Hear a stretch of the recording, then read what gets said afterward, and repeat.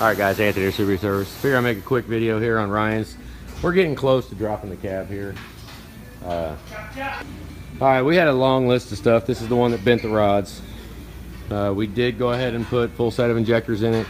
We put de-lipped ceramic coated pistons in it. So total rebuild. We also did this here. We added, you guys want to look at it here, I added an external transmission cooler. The thermostat's right there. We'll see how well it works.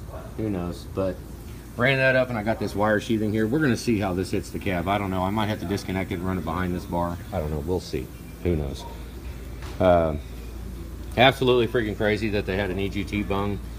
He bought it like this, but they had an EGT bung in the downpipe when a 6.4 already monitors EGTs.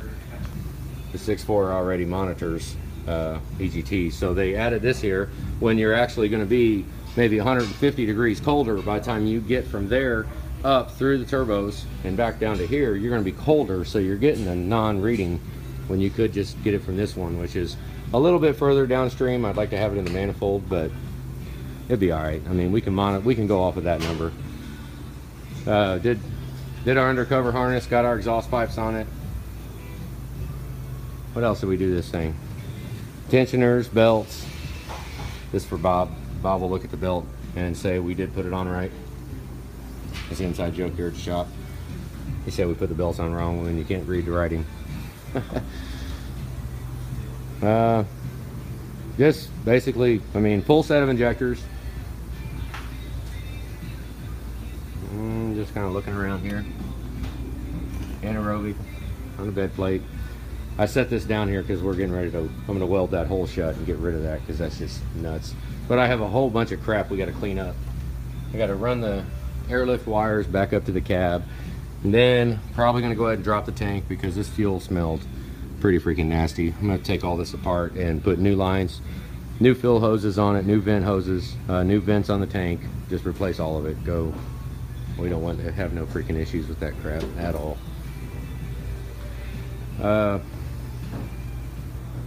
Yeah, it's just another. It's all clean everywhere. It's all pretty. It's all polished. So, I don't know. Just thought I'd make a quick walk around before we get ready to drop this cab. I don't even know what all did we do to this thing.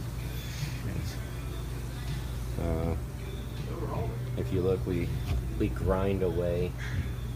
You can't really tell because I got the fitting on, but you can tell like right there. We do paint everything, but we also grind away for the grounds. So it does get a good ground. So it's making it look good, and then there's also making it function good. Let's have both of it, can we? But I wanted to make the video before I put the fan on and cover all this up. Doesn't look like Ryan's gonna make it. Look at this, you see this, guys? You see that little adapter plate? If you're gonna rebuild your stuff, put the block off there. Take the little adapter piece off. It don't need to be there, that's just another connection. So get rid of it. And then just like this, see, we gotta have these plugs here. So I put them in this sheath right here so that they're at least together in one spot. We gotta have it, fan clutch has to run off of it, so whatever. New rockers, yeah, we put new rockers in, lifters, all that crap, obviously. There's been issues with rockers. The rocker pedestals are freaking junk. So any of you guys doing this, reuse. You gotta buy the kit. You see I got two of them right over there. Sitting right there, those are new. Buy the kit and then reuse the pedestals that came off the truck, because the pedestals that come new from Ford are junk. I think I had one that was as much as 40 thousandths off, and it's not the surface. They're actually surfaced different thicknesses. So here, let me show you. If you measure these are actually different thicknesses. It's not about them being on the same plane so much. I mean, yeah, we'd like to have it the same plane and everything, but if they're different thicknesses, and I mean, we're talking almost 40 thousandths. I had one of them in the last, I don't remember if it was this truck or the truck before. I got the mic out and I started checking it, and I mean, we're 40 thousandths off. So that changes the preload on the lifter. Changes, I mean, it's just junk. It's junk. So, yeah, I mean, we gotta don't just bolt them on. But if they are out, okay, let's just say it's warped. Let's say it's warped and they're the same thickness. Now, that's not so bad. I mean, why can't we have it flat and the same thickness? That would be nice. But if they were warped, meaning the same thickness, you know, it's kind of a crappy thing to do, but you can, it will warp it back when you tighten the rockers down. It'll pull it back down. It'll make contact. But if they're different thicknesses, if this one is different thicknesses than this one, then you're screwed. I mean, you're screwed. I mean, I guess I could chuck it up in the freaking Rottler and surface it down, but give me a freaking break. I mean, we bought parts that were supposed to be good, you know. But running out of parts here. Running out of parts. We're getting ready to, we'll be dropping the cab here. Well, I say that. It's kind of been fighting us all the way with just getting all the little stuff figured out. Like that tank is next. I gotta drop that tank. That took a minute to get that done. Now the fan does blow down.